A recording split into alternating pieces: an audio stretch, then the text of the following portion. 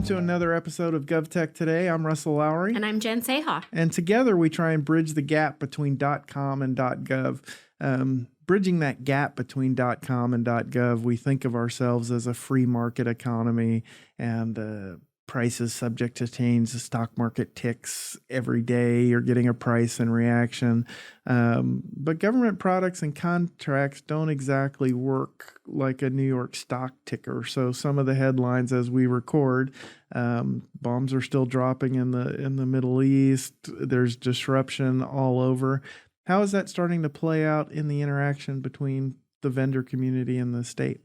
It puts a bit of a crunch on certain markets. So like hardware, for instance, is sort of foundational, whether you're selling software or cloud or hardware itself. And you don't think of it as foundational to all of technology, but it really is. Like someone's cloud is just someone's mainframe located somewhere else. There's still a pipe right. and a wire somewhere. Right. There is hardware at the foundation of everything that you're working on. So the problem with that is we have an AI boom happening, and that growth is really just sucking the supply out of the hardware industry when it comes to technology. So we see a headline about $1 billion investment here, a multi-billion-dollar contract there.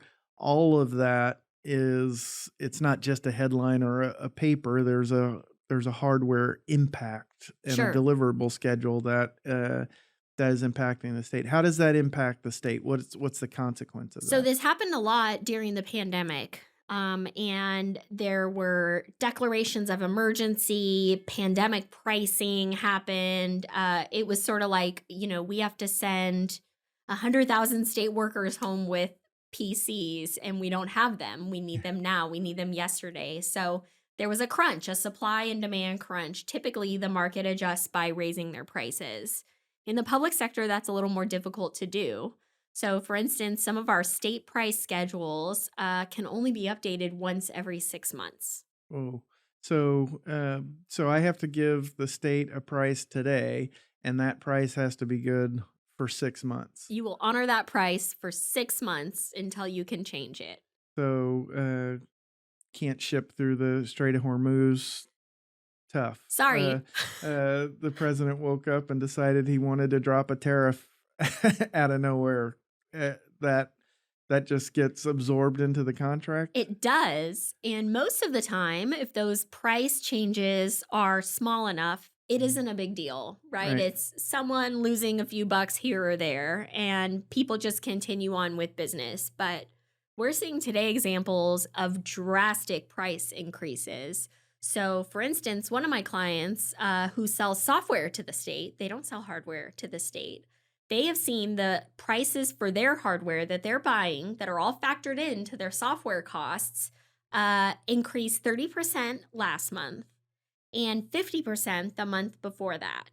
So when you factor in drastic price increases over a very short amount of times, a month at a time is what they get price increases from their suppliers. To maintain the same price for 6 months is almost not tenable to being able to do business with the state. They're going to have to quit quoting because they can't sell something at a loss. And some of the communication around this is very fuzzy. So how, just maybe everybody in the audience isn't aware of this, but how it works for us is we may have been interacting with a customer. Maybe they're sending us a quote because we're on the SLP partner for one of our clients. That comes in, we send it out to get pricing back that we can then offer to the state. We get pricing back, we add our margin to it, and we submit it as a bid to the state. What we're finding is what would typically be a relatively quick turnaround. There's some discussion going on. We're pinging.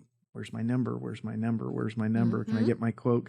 And they don't know what number to give, or they're looking for a way around it. What's going to be competitive? What can they actually deliver and when? Or their number is so big now that it exceeds the listed price that they're allowed to charge a state. Right. Which is everyone would be operating at a loss if that was what they actually had to quote. Right. And no one's Right. gonna do that, or they don't want to do that. And we never want to submit an unresponsive bid. Like we want them to keep calling us. The buyers for the state are really busy, and they want, if they send something out, they want that response back, and they want that competitive.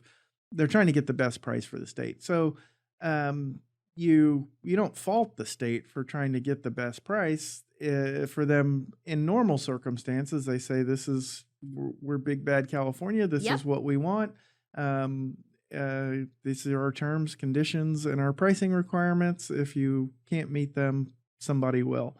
But in this environment, it sounds like that's not working. Yeah, I think what it's going to lead to, and already has been sort of behind the scenes, is the inability to fill some of these contracts, delays in projects, because we can't get the right equipment, the right software, the right technology into the hands of our customers and our clients in a timely manner, because people can't operate at a loss. Right. And so as that plays out, is there a mechanism for the state to adjust this policy during a time of uncertainty, or when there's this kind of significant disruption? So the federal government has the ability under their federal acquisition rules to do that and to say, hey, drastic times, drastic measures, you're allowed to escalate pricing by certain percentage points because of these economic indicators. The state of California doesn't have that ability. They could always waive rules, allow these things to happen, but I haven't seen them do that in regular practice in economic crunches like this. I think the more likely thing is we'll hold out, we'll delay things a little longer than we have been. We'll try to crunch that reseller industry. We'll try to squeeze those margins as thin as we can to try to get things done. We'll prioritize on mission critical.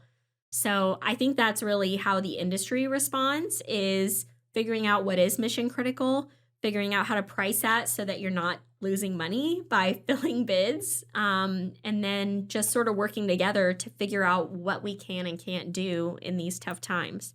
I've looked at hundreds of thousands of transactions from multiple different sellers in the marketplace over the years, and I think the government would be pleased,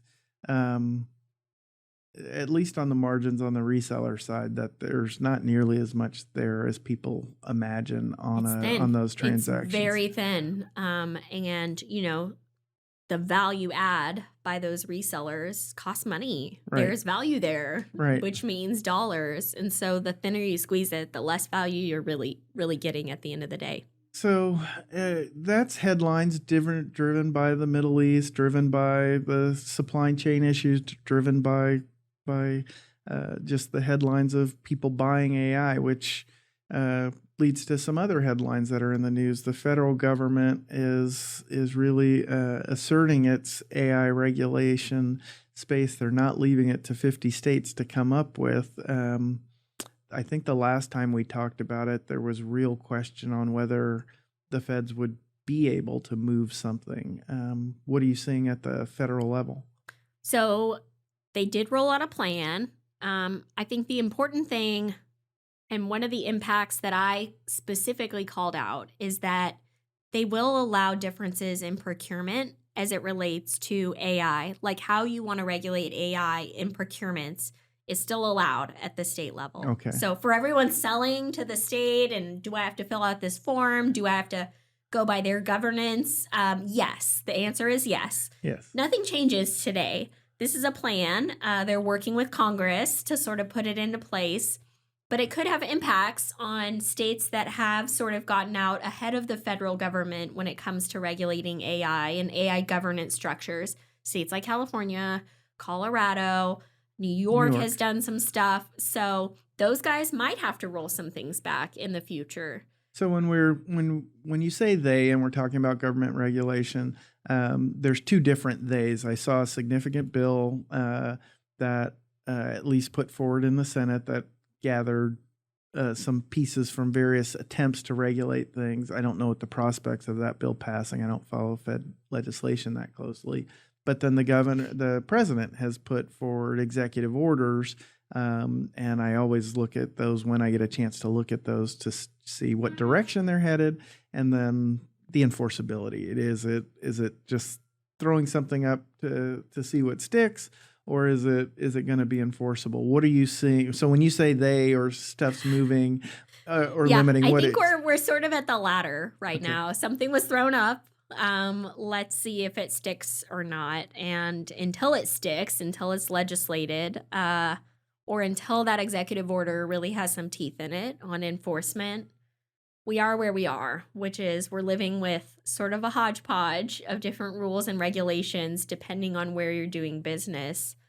I don't think it's an awful thing. I think what would be the best compromise for everybody is if the federal government put something in place that was a floor, right? It's where you're starting. Everyone complies with that. And then based on specific state needs and rules, you might be able to have more. That seems reasonable. I want to end with maybe a higher level question. When we started having these conversations, sort of, the post Chat GPT explosion of conversation about AI, one thing that's been consistent has been our agreement that the regulations and the laws are all way behind. I'm seeing a flood of legislation in the Capitol, and it almost seems dated as it's as soon as it's printed, as right? soon as it's before printed, the ink dries.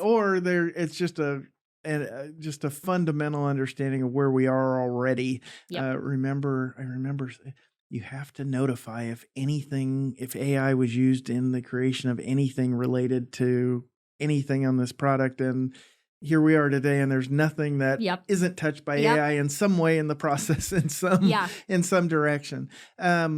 Just for the high level question and kind of crystal ball on the regulation going forward, do you get the sense that the legislators and regulators are getting ahead of it, or does the pace still seem to be moving so fast that you're not sure? It's a good question. I think that we are still far outpacing our ability to wrangle this in and regulate it.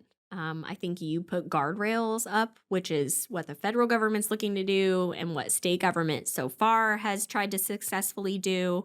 And then within those guardrails, it is a little bit of the Wild West. And, where do we draw those lines?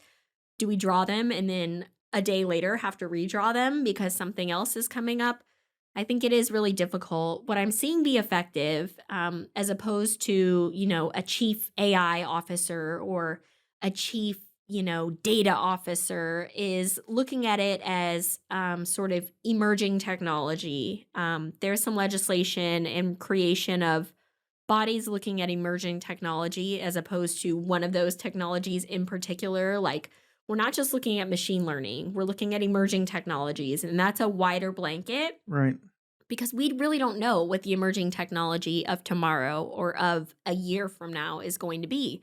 No one would have said it was going to be generative AI 3 years ago when we were still thinking about what this Chat GPT thing was. So I think technology is changing way too rapidly to sort of put any monumental regulations in place that would, frankly, again, just be outrun by the pace of change. Well, and maybe we can save this for a deeper dive next time, because I know it's come up a lot, but it seems like there's a huge gap between different state agencies in their approach. We still talk about sandbox and particular procurements, at least when we talk about procurement at the state level. But I've interacted with a bunch of cities, and there are cities who are all AI, everything, everywhere, all the time, full go, full send. And some of the experiments that are going on at that level are amazing. And then there are state level interactions and departments and agencies where people are they using AI on their laptop over here? Yeah. and what does it have access to? But then you're seeing agentic AI, and it's stuff is doing stuff on the computer, or people working in parallel with their state work and Yep. their own computer. AI is a chatbot to us. Right. Like, what is it to you? It's Yes. making full-blown decisions and running programs over here. Yeah, I think where we're at with it is extremely different based on the size of the office, the appetite for risk. So the adoption of AI is something that is also all over the board. And when it comes to government, that board is a few light years behind everyone else. Well, I look forward to a deeper dive on that issue. Get a picture, maybe give people a picture of what's going on out there. It's exciting, and I agree with the pace of movement. It's hard to pin down exactly because it's all over the place. Yep. All right, we'll look forward to the next episode.